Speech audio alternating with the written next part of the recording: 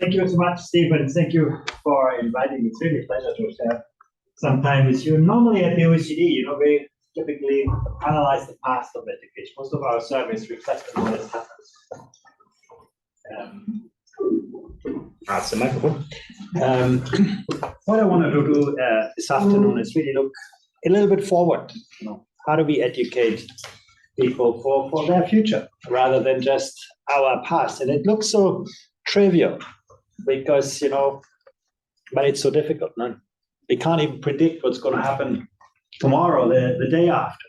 And this is not about predicting the future. It is really about imagining different versions of the future. And the more agile we become to think about different versions of the future, probably the better we will be prepared for the future that eventually arrives. One of the things that we do at the OECD is actually to study how things like artificial intelligence relate to what humans used to be good at.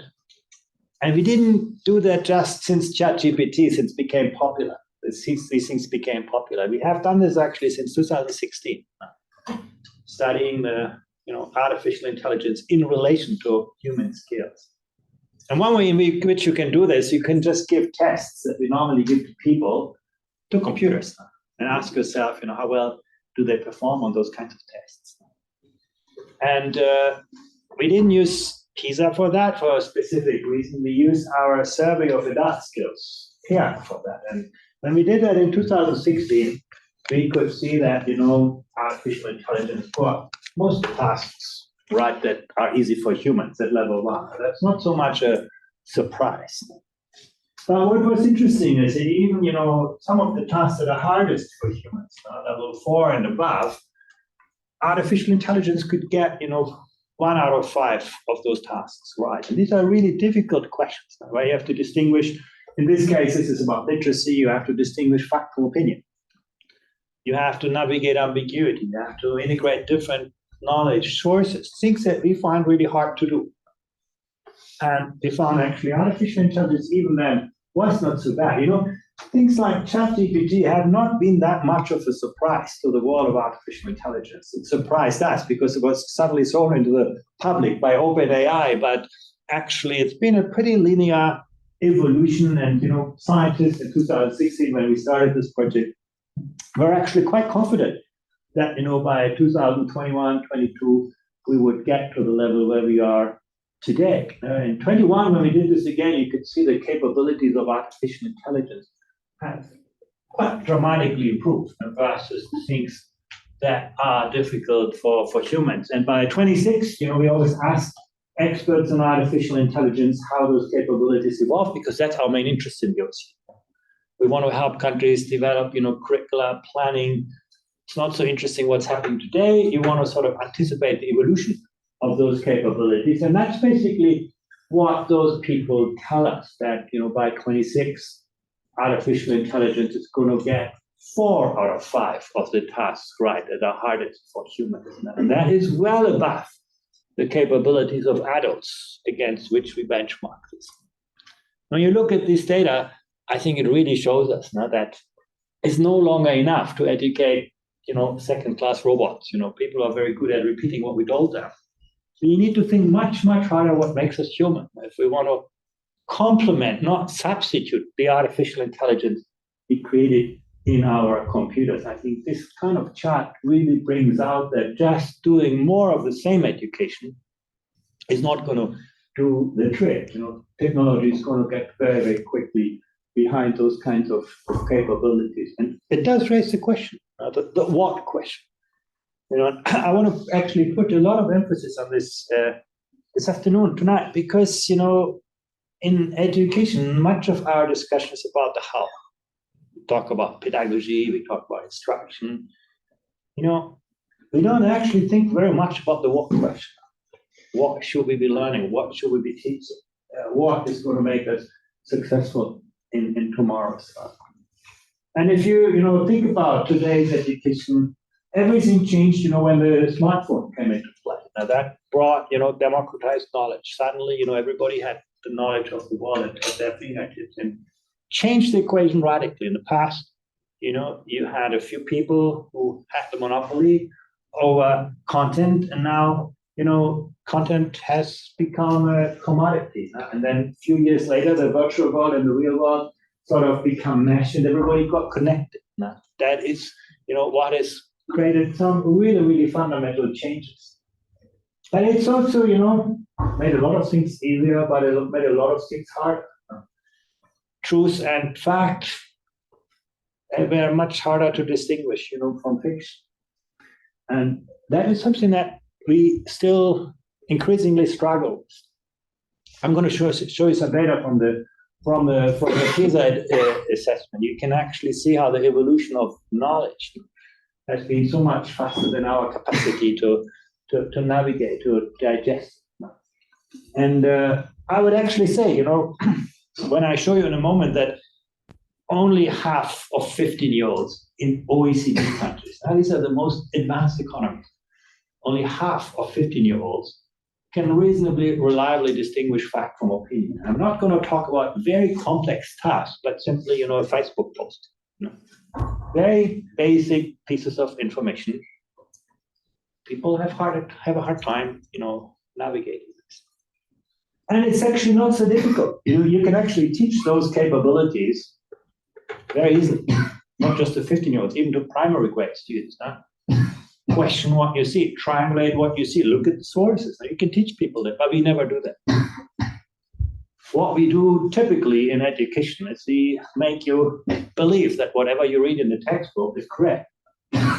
You get rewarded for compliance with what is in the textbook in school, and you get sometimes penalized when you come up with alternative or divergent answers. My background is science, and it sometimes breaks my heart when I see how we teach science like religion. We make you believe in some scientific theory, then we give you lots of exercises to practices, and at the end, we test whether you find the answer that we put into this question. That is nothing to do with scientific inquiry. Scientific inquiry is never about reproducing the established wisdom of our times. It's always about questioning that wisdom, looking around the next corner, testing things, breaking hypotheses with new evidence, and so on. That's the idea of science, but we do not teach it. We basically go the easy route, just fill you with scientific facts and figures. And that produces the answers that we then see in our kind of tests. And that is exactly what in the times of ChatGPT has become so risky. The same, you can say, well, technology is fantastic. It connects you with anyone. You can actually, link yourself into any network anywhere in the world. That's amazing. But if you look at the reality, largely we've seen the opposite, at least among 15-year-olds in the PISA assessment. Technology connects you with people who think like you, look like you, walk like you. It's actually harder for people to see the world through different lenses and perspectives, appreciate different ways of thinking, different ways of working. Things that, relate back to the origin of education. School used to be the place, maybe the first place in life, where you see people who are different from you. You come from your family, people who are like you, and then you enter into school, and suddenly you have to cope with people who, think differently from you, come from different traditions, different cultures, and so on. And that space is actually shrinking. You look at, our assessment of global competence in PISA, you can see actually it's getting harder for students to have that experience because you can escape it. Technology, can create those worlds for you in which you feel comfortable, where you do not longer have to, test your ideas against those of others. And I think that's something that, is also things we need to be aware of. And these algorithms are not a design flaw. They're exactly how social media is meant to work. They are actually very well kind of designed to produce those kinds of, this is how, whether it's, ratings and things like this are all designed to this. So this is basically the issues that we've created in the world in which we live, that we shouldn't overlook. When we educate people with the kind of past paradigm, and the past literacy was about extracting knowledge from prefabricated knowledge, believe what's in the textbook.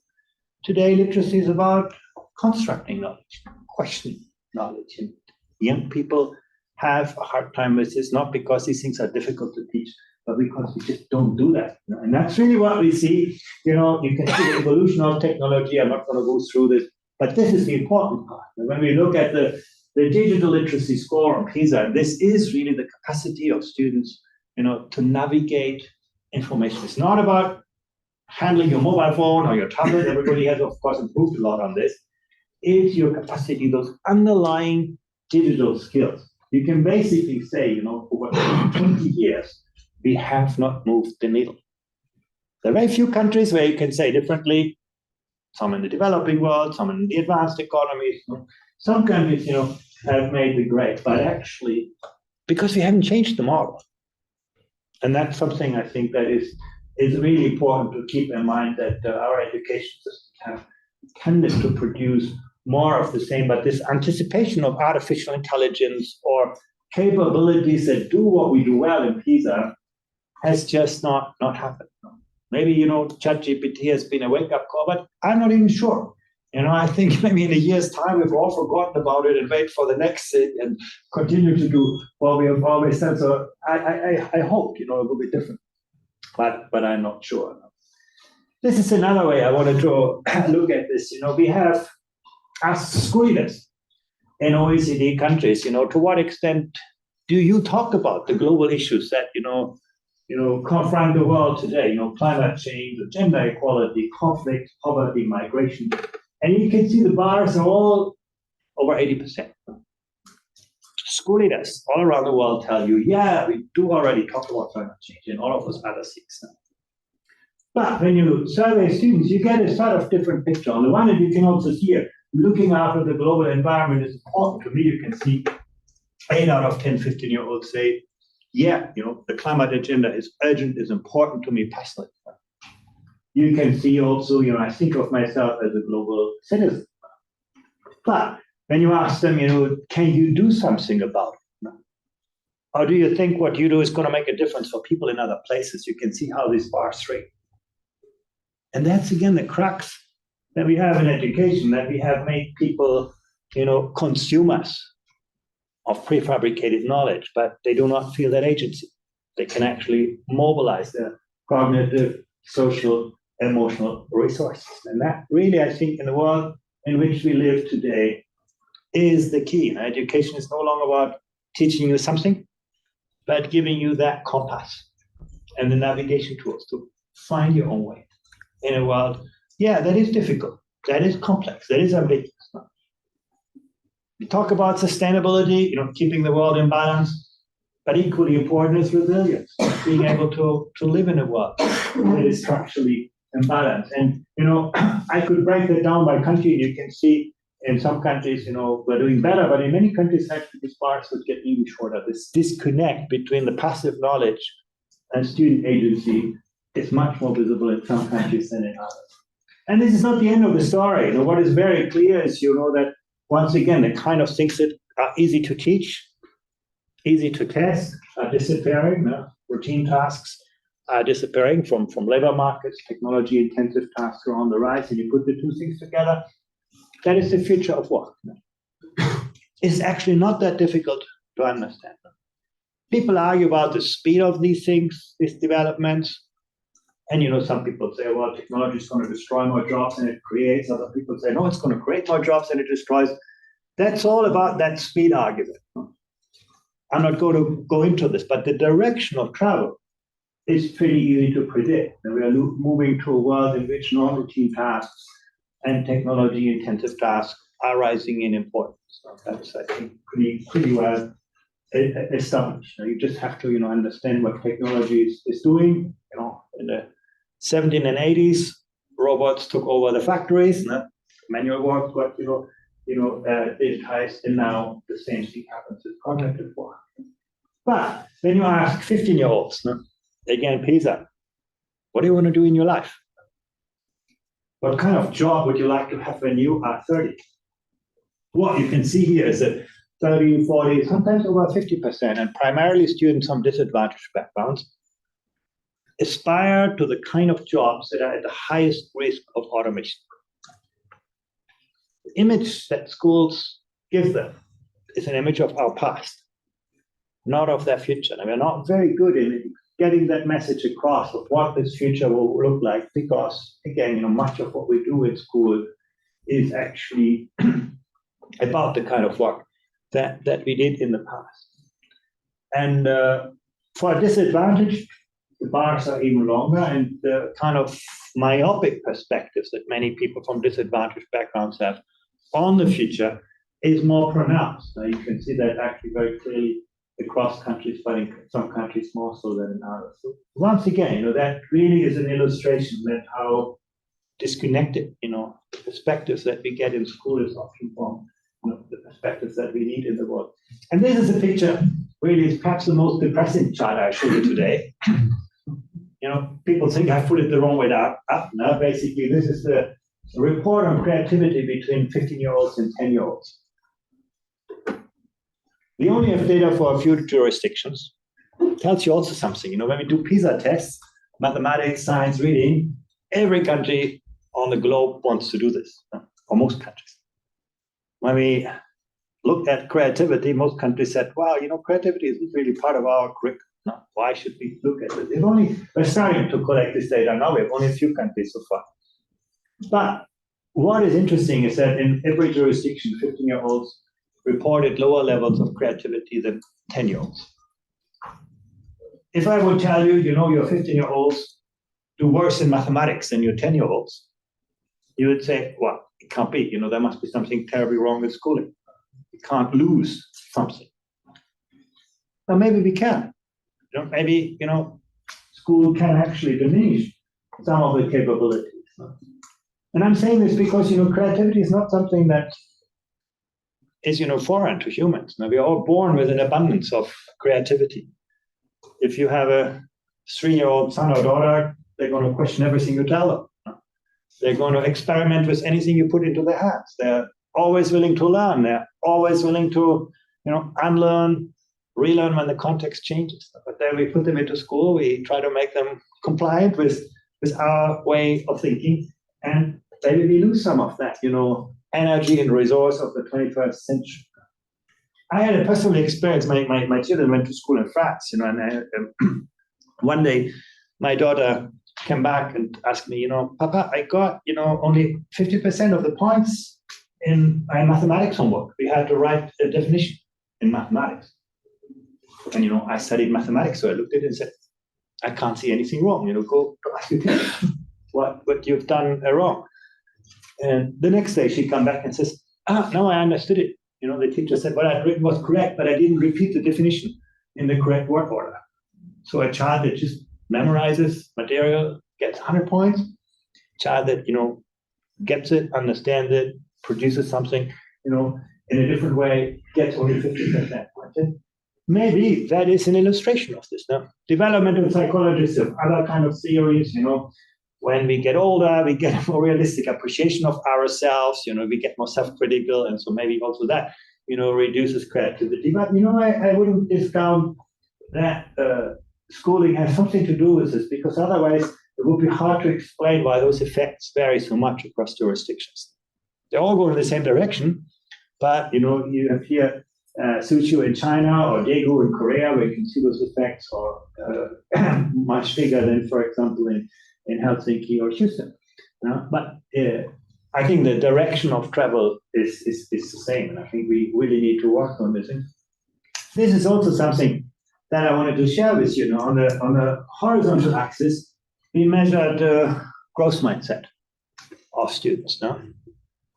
If you're on the right side, like Estonia, students believe, the sky is the limit to performance. If I try hard, my teacher's going to help me, and I'm going to be successful. There is this sense that you can overcome difficulties.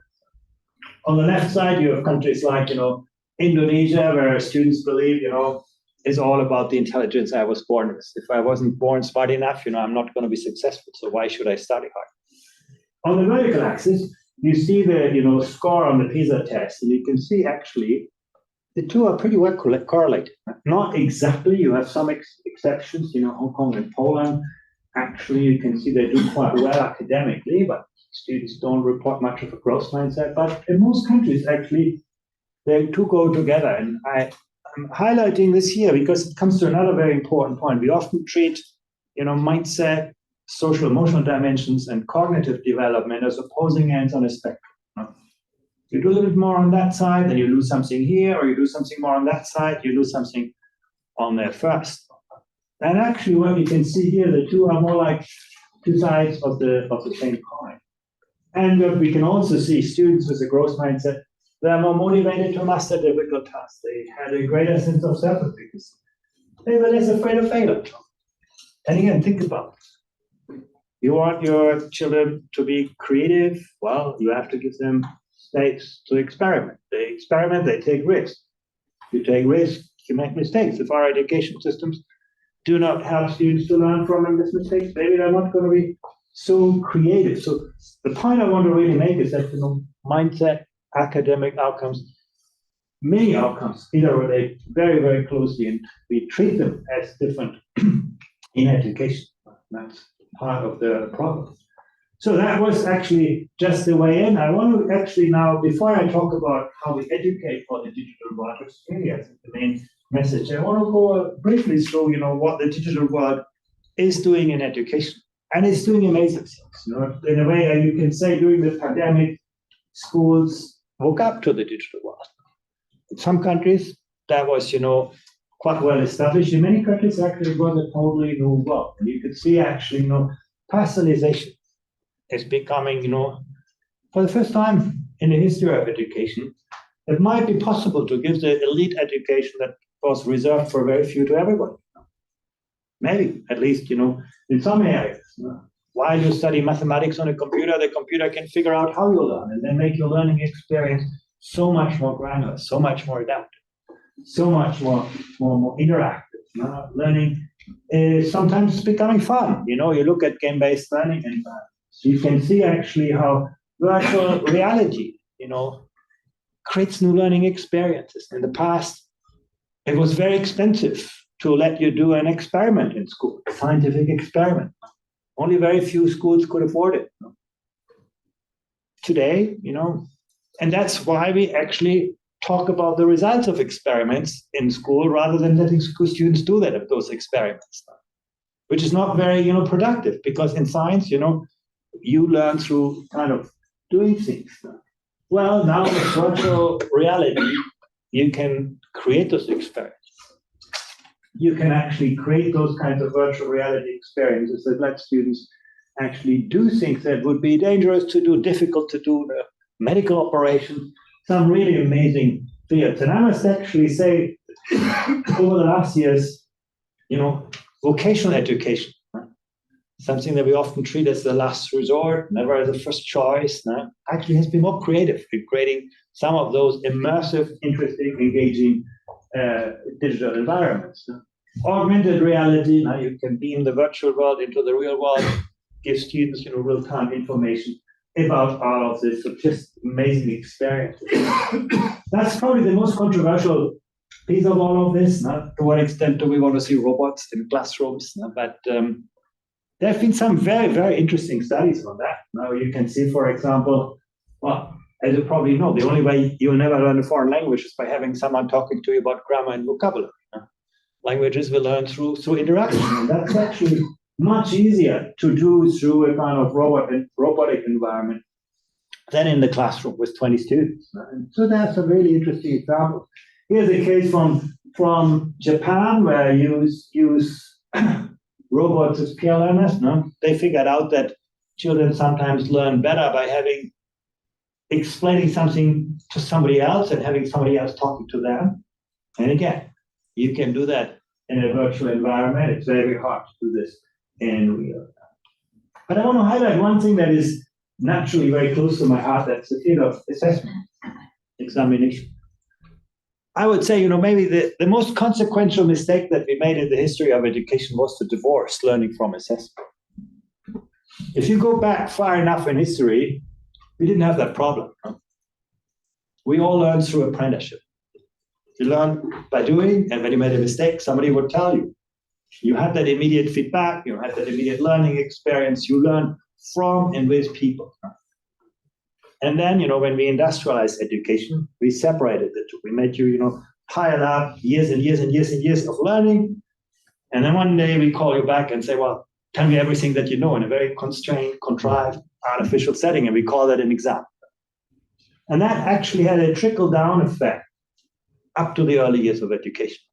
We can look at this in many, many different ways. That's what's made education shallow, focused on things that can be, reproduced in bite-sized space and so on. A kind of mile-wide, inch-deep approach to curriculum is very much a reflection of that kind of examination culture. Well, today with assessment and evaluation, with technology, we can reintegrate, remarry learning and assessment. And you can see that happening. For me, the eye-opening experience was actually in 2018. This was even before the pandemic. I was in a classroom in Shanghai, and I looked at children, primary grade children, learning calligraphy. We struggle with 30 characters, and they have to learn 4,000. So it's just a massive, massive kind of task of volume. And it's not just a technique, it's an art. And while the children were drawing the characters on the tables, in that tables they had scanners, and on that table they had their mobile phone that was giving them real-time feedback on the quality of the drawing. So they didn't have to wait 3 days under the teacher, marks up the homework. There's a lot of judgment. The teachers didn't have piles and piles of homework to mark. It was all real time. And you could see actually the teachers up front. You could see actually how different students learn differently. And then, see, well, here are students with similar misconceptions. I can bring them together, teach them in a different way. And then afterwards, teachers could get together and analyze those kinds of study patterns. What can we learn about pedagogy? You could suddenly see teachers become creative designers of new learning environments, researchers. Very, very far away from, our ways of teaching technology enabled. Now that's basically, what's all possible. And you bring now artificial intelligence into the question. I know, today we all complain about, ChatGPT, and the biggest complaint is it never tells you where it gets its stuff from. Just throws some answer at you, and you have to figure out, what that means. And that is an issue, but actually, it's not inherent in the models, the large language models. It's just the way the application, like ChatGPT, has been built. They were too lazy to build traceability into this. They could be doing it. And probably, someone is going to do that and come up with an application that actually, is doing that job for us. And then suddenly you get your literature review and all of that. Also, as the training data, expands, you probably get more accurate answers. And I think that's no question. In a way, artificial intelligence suffers from the same disease as humans. Our experience is very limited, and we base our judgments and the information on that. But, probably technology is going to do better than humans. If you look in the medium term, you can probably anticipate that ChatGPT or whoever comes after is going to be much better in understanding your questions, much better in interpreting data. And again, that's a matter of, training data. The longer term is probably harder to, predict. And at least the experts that we work at the OECD disagree on this. Is artificial intelligence going to get around that, problem of amplifying bias? Like humans, artificial intelligence extrapolates from the bias. Some scientists say, well, it's going to solve that. It will develop something like human intuition at some day. Others say, no, it's always going to be confined to its, training data. We do not know. And I think that's a question I think we should, leave up for the moment. But the other two we can answer. And the power for learners is just amazing. Now, on the student side, as a student, you can just discover totally new world of learning. You can discover jobs. In the past, it was hard to get an internship. Now you can actually see how different jobs work out in profile, how they relate to your skills and so on. You can learn, you can practice, you can apply your knowledge. Actually, public education hasn't done so well on that, but you take a look at some of these very large private tutoring companies. They do amazing things in that space. Basically, making you learn in totally different ways, create and share. And finally, I think that's the biggest promise really for learners to take more ownership over what they learn and how they learn and where they learn as the place of learning and when in their life they learn. At the moment, we have very front-loaded education. We push you through courses and programs. In the future, probably there's going to be a lot more ownership and discretion for people to grow in ways they want. If you look at the picture of teachers, the biggest issue is for teachers often administrative workload. And I want to show you just one picture here. When you ask teachers, well, spend 1 hour more on teaching, the relationship with perceived stress is actually very modest. No? It's not teaching hours that teachers complain about. It's the green line. No? Doing bureaucracy, doing stuff that actually do not relate to teaching. Or, individual planning and preparation, or marking and correcting homework. And that is precisely what technology is so good at, or could be so good at. So you could actually give teachers more space, become great mentors, great coaches, great facilitators, great designers of innovative learning environments by taking away some of the stuff that actually is taking attention away. We face big teacher shortages in many OECD countries. People say it's about salaries. Actually, in the OECD, we do not find any correlation between the level of teacher salaries and the attractiveness of the teaching profession. When you ask teachers, why do you leave the profession? Because many say, the reason I became a teacher was not to just broadcast some stuff or do administrative work. I want to help young people on their journey. I want to understand who they are, who they want to become, and help them in their individual journey. Education has made that a lot harder today than in the past. This industrialization, commodification of education actually has made this job less attractive. If you look to the countries where teaching is an attractive profession, they typically give teachers a lot more time for other things than teaching. They have, and maybe, technology can help us on this. But also there, you have teachers preparing, more interesting lesson plans these days, engaging in coaching, feedback, professional collaboration, assessment, evaluation. There's going to be a lot of changes that we can see. Getting ready is about, transforming learning. I think that's the big promise.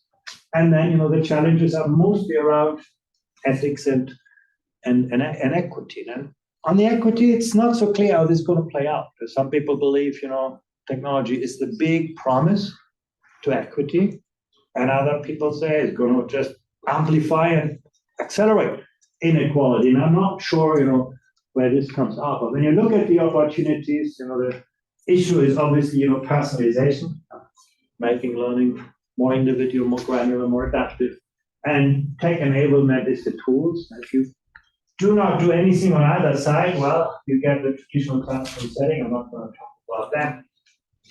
Personalization, that's one point I want to make, is not primarily about technology. Some of the best personal learning environment, Oxford is a primary example, is about the kind of tutoring. You have that one-to-one working relationship. That is the best way for people to learn. That is the history of learning, the origin of learning. But it is very, very hard to scale and very expensive to scale. Human relationships are just very, very hard to put to scale. So that's, I think, a way of personalizing learning, but perhaps not so fit for the 21st century. You can use a lot of technology in a very traditional way, and we see a lot of this happening. I must say, actually, there's a lot of evidence that technology has, made things more expensive, but not necessarily better. The real question is, how can we reimagine space, time, people, relationships in ways that do things very, very differently? And you're only going to see this if people at the front line, the educators, become the designers of those spaces. No government is going to figure that out for you. At least that's what we can see when we compare this across countries. Just a couple of words about the challenges. The first is clearly, how do you help students and teachers understand, what are the potentialities and what are the risks involved, in using artificial intelligence. If you do not understand the idea of an algorithm, you're going to be soon the slave of that algorithm. That's something very, very clear. And I think we do very little so far on this. We've just, thrown tools out without doing standards and guidelines, When we invented cars, soon after we invented seatbelts and road signs. We try to figure out, how to make those cars work for us, work even safer. Very, very little has happened in that space. Maybe it's because it's so new, but still, we do not have much, activity on the part of educators to create, that environment, that enabling environment that makes those tools work. And I think, once again, I don't believe that you can do this through lawmakers or, the kind of, I really believe that has to be something where the profession at the front line is important. And then, champion the people who do that well today. And I think those are big, big issues that we need to struggle with. So that's basically in very few words on the digital reality. I think I said already most of that, where you do not engage teachers in the design of those tools, they're not going to help you with implementation. I think another lesson that we learn from education is always a relational enterprise, not a transactional business. So where we do not engage with this, I think we're going to have a hard time. So, how do we move from technology to activity? Make technology present for learning analytics, but not, distracting from what kids do. Actually, smart countries have already figured out that, you limit screen time for kids because actually time on screen is often consumptive and not very, very effective in learning. How to use technology to empower rather than disempower learners, and what governments and educators can do to, set standards, create a level playing field for real innovation, for real creation. We have done that for traditional learning environments. We have not yet done that for technology-enabled environments. Maybe also think about how you spend money and how you build capacity. The issue there is actually that we don't even have the mechanism to share capacity. Where teachers are doing a great job, or schools are doing a great job, or universities are a great job, that experience doesn't really travel. So those are things that we got to think much, much harder about in the future. But I want to get to the question that is perhaps toughest, and that is, how do we educate for this interconnected digital world? Not just using technology to make education more effective, more equitable, more efficient, but actually, what are the knowledge and skills, attitudes and values that matter in this world? I started with this, and I want to just come out of this. You can say, education is created an amazing world. Everything that you see around yourself is the fruit of education. Our culture, our language, our economies, our societies, our technology. That is all the fruit of the education that we have produced over, millennia and centuries. But we should not forget that this very same education has also left the world with some really fundamental disconnect, disconnect between the infinite growth imperative and the finite resources in our planet.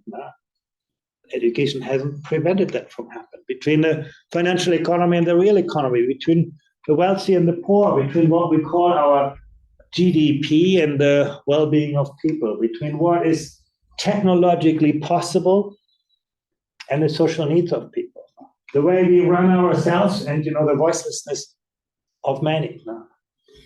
If we want to see a different world, probably we have to think about a different education system. Now, this world is the product of the education that we have today, with the good sides and the downsides that actually, some of them, like the first one, could kill all of us.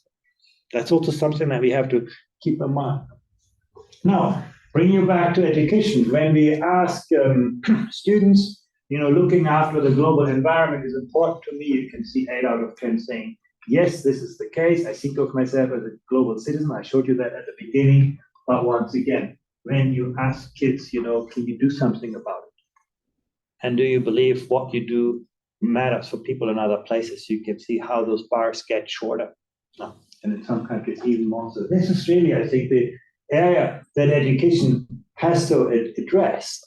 That is perhaps the hardest thing, because, the education of the industrial age has made students to consumers of curricula, has made teachers to some kind of service providers, parents to some form of clients. This is actually taking out what is the heart of learning. where we are in this together. And then, this aspect of global competence. How do you actually learn about the world? If you drink a cup of coffee in Oxford, do you understand it could have implications for the work of people in Peru or Brazil? Do people understand those interconnections? If you do not understand those interconnections, why would you care about them? So how do we do that?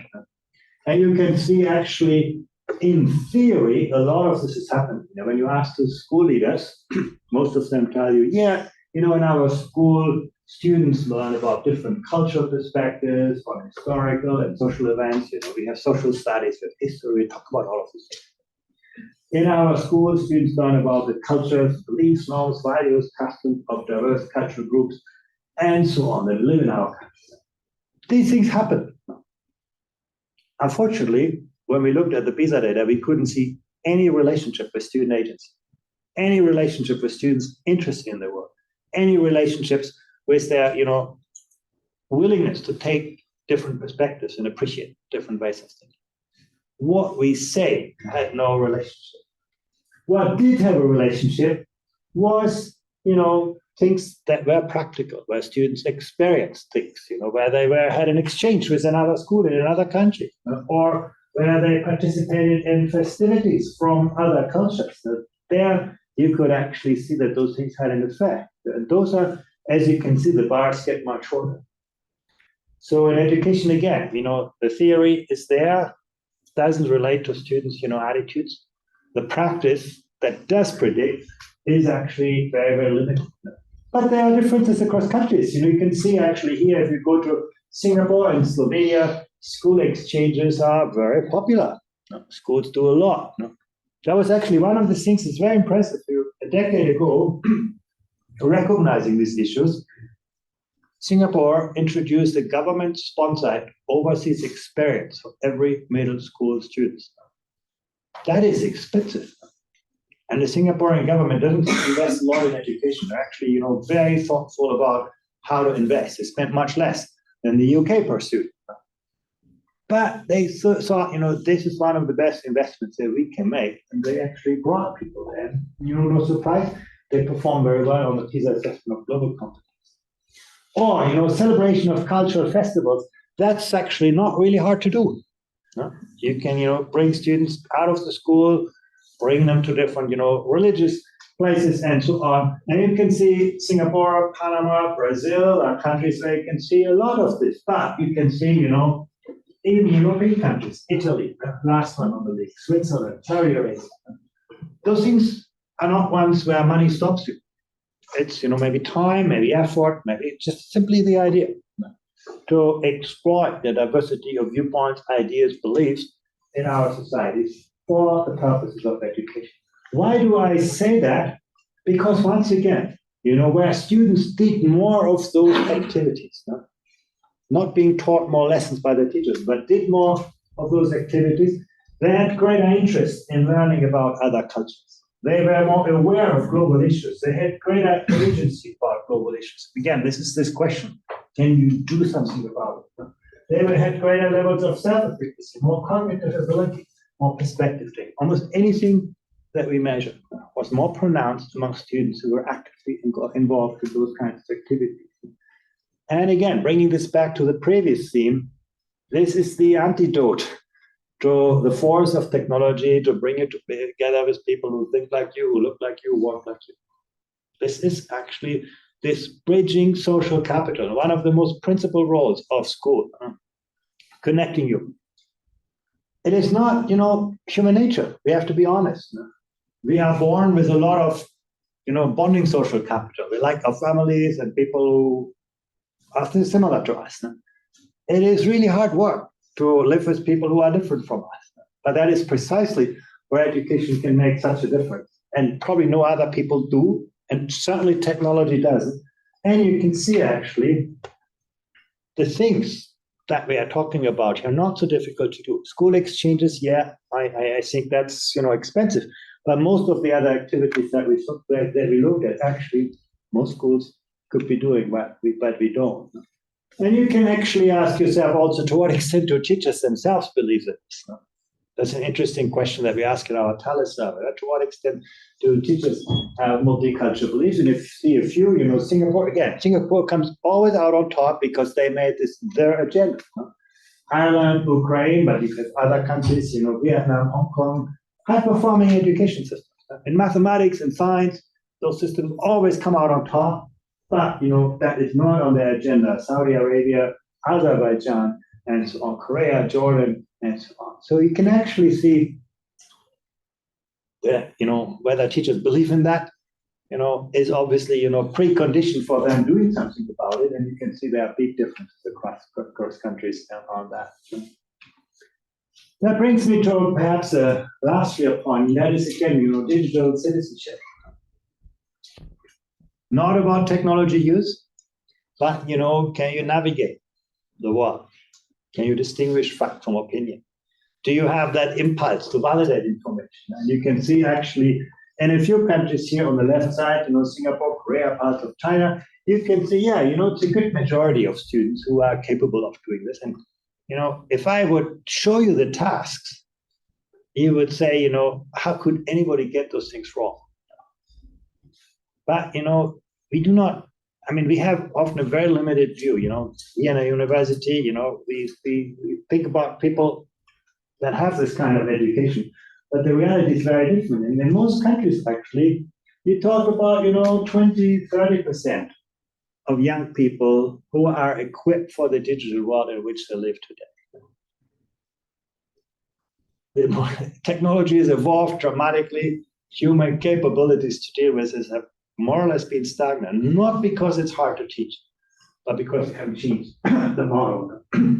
That's, I think, really tragic. How do we do this? We probably need to do more to engage learners themselves, educate teachers, and actually also, think more about more interesting partnerships. And we have today still a world of public versus private in education. And we think more about, how we can actually create a world of more effective partnerships on that. And that brings me, to the final slide. How can we address this what question in education? It's really a question of, not just knowledge and skills, but also attitudes and values. But this is the hardest nut to crack, one that actually we tend to shy away increasingly. What I've observed, we've done, curriculum studies over the last decades, and what we have seen is that many countries actually shy away from that. Basically, they say we don't want to put the controversial issues into the school curriculum, things like values. Let's, leave that to families. Some countries, take a very strict stance on it. Other countries have gone the opposite. I was very intrigued in the last curriculum reform that Singapore did. They actually inverted that. What we often do in Europe is to say, well, we teach knowledge, then how to use that knowledge, the skills, and then the outside we sprinkled some values. And in Singapore, they did the reverse. They basically said, we put the human values at the center. And then you as a teacher, you have to use the subject disciplines to bring those values to life. For example, if you teach sports, it's not just about making students, athletic, but it's also about, helping them to understand how to take responsibility for themselves, how to take responsibilities for others, how to develop courage, leadership. So sport suddenly becomes just a vehicle for developing those values. Same for, empathy, all of those things. Sports is a great way to do this. So can be mathematics. How you bring students together in the classroom, that students understand each other's difficulties, help each other. You can create an amazing learning environment in mathematics and science, in any subject, to develop those values. And that's been the philosophy there. But I must say, actually, I would actually say becoming rarer in the OECD countries, because school tends to be, shrinking in space to areas that are uncontested. But let's start with the easy part, knowledge. No? When you think about knowledge, you think about disciplinary knowledge. But again, you saw at the very beginning, this is that ChatGPT and AI is going to challenge us most. The question today is not, what you know in physics and chemistry alone, but can you think like a scientist? Can you design an experiment? Can you distinguish questions that are scientifically investigable from those that are not? Those are the difficult questions. Harder to teach, harder to learn, but actually, if you do not understand the ideas of science, scientific knowledge won't help you. In mathematics, we teach students how to calculate an exponential function, but many students leave schools without having any clue about the nature of an exponential function, the concept of that. They learn the techniques and they forget them very quickly, but they do not understand the concept, which is so important. Climate change, a pandemic, you can't figure these things out without understanding the nature of an exponential, because it's not part of human experiences. We are born into a linear world. Time is linear, space is linear. That's the world in which we are comfortable, and that's how we make our decisions. If we would, have some intuition for exponentials, or if we would use the world of mathematics, we would have sent, 3,000 people to fight, a pandemic than 300. That's, I think, basically what the world of mathematics can open to. And that's really something that history is not about names and places. History is about, can you think like an historian? You understand how the narrative of society has emerged, how it developed, how it advanced, and sometimes unravels when the context changes. And again, that is not part of what students often do. Interdisciplinary knowledge. I'm not a fan, some countries have gone very far of, mixing all the subjects up. I don't think that's been a particularly good idea. But I do think, students have to be able to think across the boundaries of subject disciplines. They have to be able to triangulate knowledge. They have to look at problems from different perspectives, different lenses. And that has become very rare. In the past, project-based learning was actually more popular in reality than you see it today. Apprenticeship is often very, very powerful in integrating different subjects, and we don't see very much of this now. I already talked about being able to think like a scientist, mathematician, understanding the ideas and ways of working of the subject is so important, but it takes time and effort to teach. And again, that effort has often been crowded out by curriculum. So I think even on a trivial thing like knowledge, you can ask yourself some really fundamental questions. And then, the world no longer just rewards you for what you know now. Google knows everything. This world rewards you for what you can do with what you know. Very, very important. And actually, this is about cognitive, metacognitive skills, social emotional skills, and practical skills. On the social emotional side, I showed you this, very depressing. But the answer is actually not that difficult. When you look at, what predicts more creative skills, you can see actually it had to do with students participating in arts and sports. That was, a predictor on curiosity, on creativity. So the kind of activities in schools that were positively correlated, this is correlation, not necessarily causal relationship, but you can actually see in most systems, you can see actually pretty easy ways of developing those capabilities. Sense of belonging. That's something that, students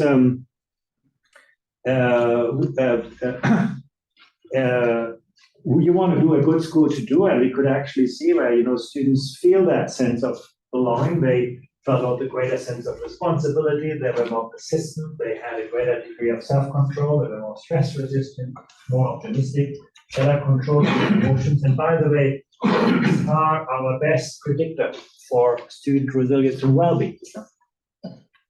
What we hear often these days is, the education is too demanding on students. We do too much testing and too kind of difficult things, and that's why students get so depressed. No evidence to support it. In Finland, the paradise for, low stakes and all of that, students have greater test anxiety than in Korea, where students get tested every day. There's no evidence to support that, the stakes or the gateways. It's all about, stress-resistant optimism, emotional control, how teachers deal with this. You can see actually positive relationship with empathy, with trust, cooperation, tolerance, curiosity, creativity, and so on. And the last point really I make on this is that when you ask yourself, what are the sources of that? strongest predictor is the quality of relationships in schools. You can see very clearly is where students perceive that their teachers understand who they are, relate to them, support them. That's where students feel, more in charge of themselves, more decrease of empathy, trust, cooperation, almost anything that we measure. Now, once again, education is not a transactional business. It's always a social and relational enterprise. And that, relates back to the points I made about technology. Technology can give teachers more space to become great coaches, great mentors, great facilitators, but it's not going to replace those kinds of human capabilities. And then, attitudes and values I already talked about. So I think I wrap up here so that we have enough time for questions. Thank you very much.